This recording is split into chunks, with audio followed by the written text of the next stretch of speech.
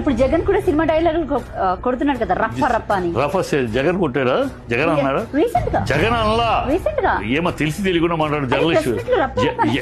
విను, ఎవడో ఒక పెట్టుకుని ఉంటే ఎవడో ఒక కార్యకర్త పెట్టుకున్నాడు, 100 మంది కార్యకర్త 100 పెట్టుకుంటూ ఉంటారు. పెట్టుకుంటే దాన్ని ఎవడో అడిగాడు, ఏమంటారు రఫా నేను సినిమా డైలాగ్ పెట్టాడు, దీంట్లో తప్పే ఉందన్నాడు.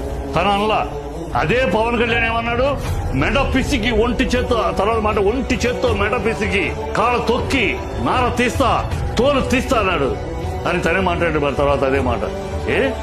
మీకు ఈ మాటలు వినపడవా? పవన్ కళ్యాణ్ మాట, ఈ దౌర్భాగ్యం మాట్లాడవా? ఎవడో కార్యకర్త మాట్లాడితే రీసెంట్ గా దీని మీద కూడా పవన్ కళ్యాణ్ ఎవరైనా సరే రాజకీయ నాయకులుగానే ఉండాలి తప్ప సినిమా డైలాగులు కొట్టకూడదని.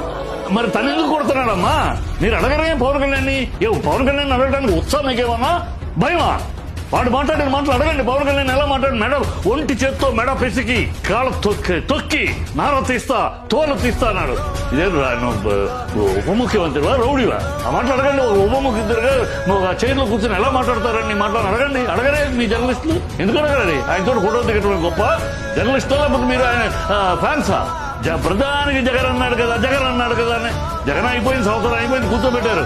మీరు కదా అధికారంలోకి వచ్చారు. మీ నోటి వాగుడేంటి, మీ నోటి దోలేంటి, మీ అబద్ధాలేంటి, మీ నిబద్ధత లేని మాటలేంటి, మీ నిజాయితీ లేని మాటలేంటి, నీతి మీ బతుకులేంటి?